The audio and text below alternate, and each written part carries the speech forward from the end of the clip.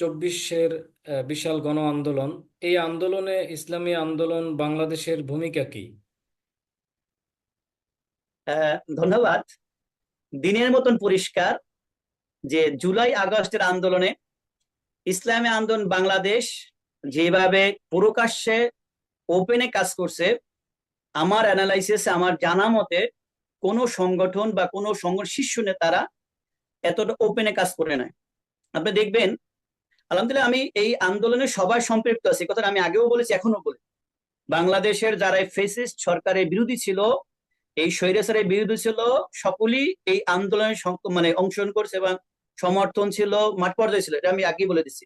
কিন্তু আপনি দেখেন, ইসলামী আন্দোলন বাংলাদেশের আমির সিনিয়র নাইম যেভাবে মাঠ পড়ে তারা কাজ করেছে, আপনি দেখবেন 4 আগস্ট হাজার হাজার, লক্ষ বললে ভুল হবে না, মনে হয় সংখ্যাটা হয়তো কম বেশি হতে পারে, এরকম বিশাল মিছিল বহর নিয়ে কিন্তু ইসলামী আন্দোলন বাংলাদেশের সিনিয়র নায়েব আমির মহতারাম মুফতি সৈয়দ ফজল করিম হাফিজুল্লাহর নেতৃত্বে বিশাল মিছিল নিয়ে ওই দিন কিন্তু অবরোধ কারফিউ ছিল, সে কারফিউ ভঙ্গ করে কিন্তু দেখেছি সেটা। হাজার হাজার মানুষদেরকে নিয়ে শাহবাগ সে বক্তব্য দিয়েছে এবং শাহবাগ গিয়েছে। এর আগে দেখবেন মহতারাম আমিরের বক্তব্য ভাইরাল হয়েছে, হ্যাঁ, অনেকভাবে। অর্থাৎ নায়েবে আমির নায়েবে আমির যেইভাবে ওপেন এবং সাংগঠনিক নাম ব্যবহার করে, ব্যানার ব্যবহার করে যেভাবে ওপেনে কাজ করছে, আমার জানা মতে এই আন্দোলনে অন্য কোন রাজনৈতিক সংগঠন এইভাবে ব্যানার ব্যবহার করে এবং তাদের আমার আমির এবং নায়েব এবং সমমর্যাদার ওয়ার্ল্ডের কোন নেতা আমি এইভাবে ওপেনে কাজ করতে দেখি নাই। জি, আমরাও সেটা দেখেছি। আন্দোলনের প্রেক্ষাপটেও ইসলামী আন্দোলন বাংলাদেশের ভূমিকা আছে। আমি যদি আরেকটু জানতে চাই, ইসলামী আন্দোলন বাংলাদেশের যেহেতু ভূমিকা আছে এবং অংশগ্রহণ আছে, আপনাদের দল থেকে কতজন শহীদ হয়েছেন এবং কতজন আহত আছে? যারা আহত আছে তাদের কি অবস্থা, তাদের বিষয়ে কি তথ্য আছে আপনার কাছে? দেখেন, আমাদের মহতারাম আমির বেশ কিছুদিন আগে আন্দোলনের পরে আমাদের যারা এই আন্দোলনে শহীদ হয়েছে 18 জন একটা তালিকা প্রকাশ করেছিল। এরপরে আমাদের আরো 2 জন ভাই শাহাদাত বরণ করেছে রিসেন্টলি, 2 দিন আগেও দেখবেন আপনি কেন্দ্রীয় শহীদ মিনারে আমাদের মহতারাম মহাসচিব নেতৃত্বে জানাজার মাধ্যমে আমরা এক শহীদকে বিদায় দিয়েছি এই আন্দোলন, ফেসিলিটি আন্দোলনে। তো আমাদের এই পর্যন্ত 20 জন আমাদের শাহাদাত বরণ করেছে, প্রায় 10,000 অধিক আহত হয়েছে।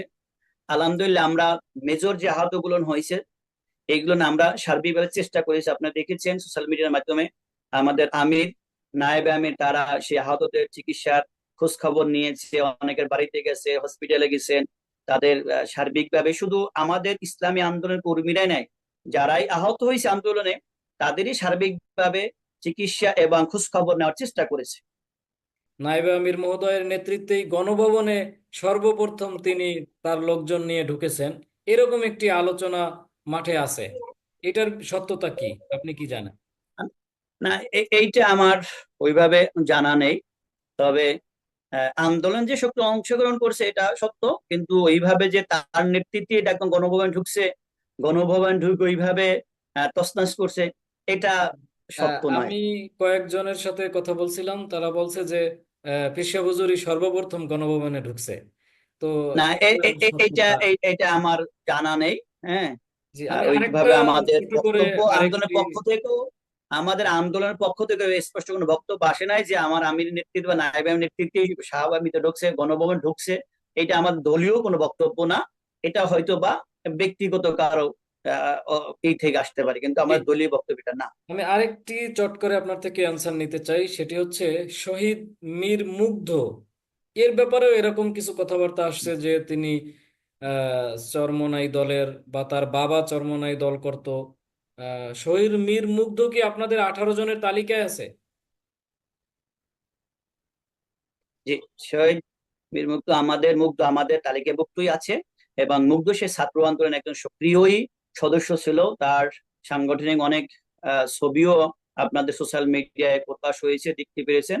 তার বাবা তো এমনি মুজাহিদ, শুধু তার বাবাই মুজাহিদ নয়, এবং এই মুগ্ধ সে শহীদ মুগ্ধ সে ছাত্র আন্দোলনের সাথে সক্রিয় কাজ করেছে। অনেক ফটো আমরা সোশ্যাল মিডিয়ায় দেখছি, বিভিন্ন আমাদের ইসলামী শাসন ছাত্র আন্দোলন, ইসলামী ছাত্র আন্দোলনের কার্যক্রমে অংশগ্রহণ করেছে, এরকম অনেক ছবি আমরা সোশ্যাল মিডিয়ায় দেখতে পেয়েছি ইনশাল্লাহ। জি, ধন্যবাদ।